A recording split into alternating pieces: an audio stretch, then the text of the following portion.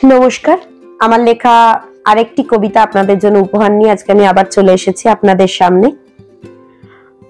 পুজো চলে এসেছে, আশা করি আপনারা সবাই ভালো আছেন, সুস্থ আছেন। কামনা করি আপনারা সবাই ভালো থাকুন, সুস্থ থাকুন, প্রত্যেকের পুজো সুন্দর কাটুক।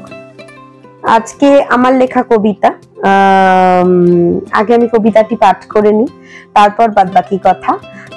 আজকে আমার লেখা কবিতার বিষয়বস্তু হচ্ছে ভালো মন্দ। ভালো আর মন্দ বন্ধু তারা ভারী, তবে কি জানি বিপরীতে থাকে বলে বোধ হয় তাদের যুদ্ধ এখনো রয়েছে জারি।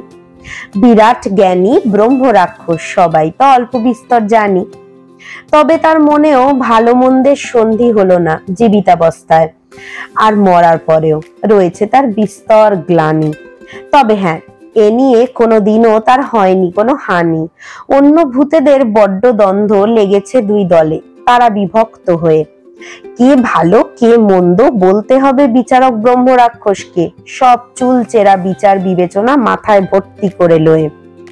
ভালো সে তো বড়ই ভালো, করব কি করে তার মন্দের বিচার, আর মন্দ সে তো শুধুই মন্দ, তাতে কি করে জুড়ে দি বলতো ভালো বিচারের মিষ্টি আচার। ভালো রাস্তা শক্ত ভারী, সহজ মোটে নয়, মানুষ হোক বা জীবন পথ সেটাই চিরকাল হয়। ভূত সমাজেও নেই তার কোনো ব্যতিক্রম, মৃত্যুর পরেও ভালো মন্দের বিচার করে রাজা যম। চিত্রগুপ্তের বিশাল খাতায় লেখা থাকে হিসাব, কটা করেছো ভালো কাজ আর কটা করেছো খারাপ। মন্দ কাজের ক্ষমা নেই ভাই, একথা কিন্তু বিচারক জানিয়ে দেবেন সাফ। তবে একটা কথা বুঝে গেছেন ব্রহ্ম রাক্ষস স্যার, মাথা চুলকে ভ্রু কুচকে মাথায় ভাবনা চিন্তা করিয়ে ঘুরপাক করছে মনে মনে ঘ্যার ঘ্যার। ভালো আর মন্দের মন্দ কয়েনের দুপিঠ, ভালো আর মন্দ কয়েনের দুপিঠ, টস করে কোনটা পড়বে হাতে তা যেমন করে পরিস্থিতির উপর নির্ভর, ঠিক তেমনি কোন পিঠটা বাজবে নিজে সেটাও করে নিজের ওপর খানিকটা নির্ভর। চাকার মতোই উপর নিচ হতে থাকবে ভালো মন্দ সময়, যা চলে জীবনময়। তবু বাপু এই কথাটা বুঝিয়ে পারি না ভূতের সেনাদের, তবু বাপু এই কথাটা বুঝিয়ে পারি না ভূত সেনাদের। আর হ্যাঁ, একটা আইডিয়া এসেছে হিট, যাগে বাবা রাখবো একটা কম্পিটিশন, তাতেই হবে কে ভালো কে মন্দ তার বিচার, বাড়বে কে জানে কার মান। যাই এখন ঢেকুর তুলি, খেয়ে দে পেট হয়েছে উঁচু, তাই তো শরীর আর মন অস্বস্তিতে ভর্তি করছে আনচান। তাই তো শরীর আর মন অস্বস্তিতে ভর্তি করছে আনচান, তাই তো শরীর আর মন অস্বস্তিতে ভর্তি করছে আনচান। ধন্যবাদ।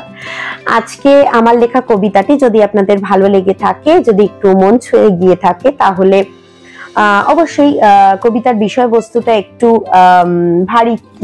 ভারী, বাট আমি চেষ্টা করেছি এটিকে একটু হাস্যরস নিয়ে আপনাদের সামনে প্রেজেন্ট করার।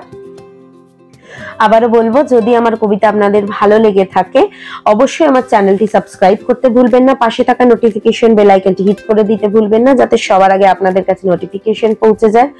এবং আমার ফেসবুক পেজ থেকে যারা দেখবেন তারা আমার ইউটিউব চ্যানেলের লিংক আমার ফার্স্ট কমেন্টে দেওয়া থাকবে, সেখান থেকে আমার চ্যানেলটি দেখে ওটিকে সাবস্ক্রাইব করতে ভুলবেন না। এবং আমার ইউটিউব চ্যানেল থেকে যদি কেউ দেখেন তাহলে তারও ফার্স্ট কমেন্টে আমার ফেসবুক পেজের লিংক দেওয়া থাকবে, আমার পুরনো কবিতার লিংক দেওয়া থাকবে, সেগুলো চেক আউট করতে পারেন। এবং অবশ্যই ফেসবুক পেজে গিয়ে সেটিকে সেই কবিতা দেখে আপনাদের যদি ভালো লাগে পেজটিকে ফলো করতে ভুলবেন না।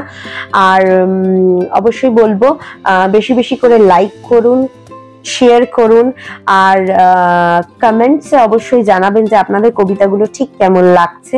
আমার যদি কোথাও ভুলভ্রান্তি হয়ে গিয়ে থাকে অবশ্যই আমি আগে থেকে ক্ষমা প্রার্থী, কারণ আমি প্রত্যেকটি কবিতাতেই বলি যে আমি প্রফেশনালি রিসাইট করি না, আমি নিজের মতো করে লিখি এবং সেই কবিতা আপনাদের সামনে ঠিক নিজের মতো করে প্রেজেন্ট করার চেষ্টা করি।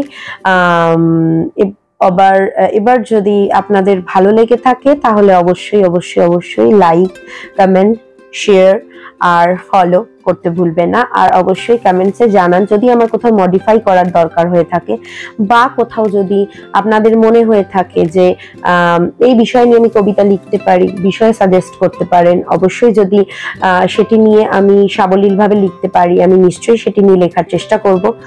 আর অবশ্যই আর একবার আমি রিকোয়েস্ট করব, এটা আমার আপনাদের কাছে আবদারও বলতে পারেন, যে অবশ্যই যদি ভালো লেগে থাকে আমার চ্যানেলটি সাবস্ক্রাইব করতে ভুলবেন না, পাশে থাকা নোটিফিকেশন বেল আইকনটি হিট করে দিতে ভুলবেন না, লাইক কমেন্ট শেয়ার করতে ভুলবেন না, আর অবশ্যই ফেসবুক পেজ থেকে দেখলে ফলো করতে ভুলবেন না।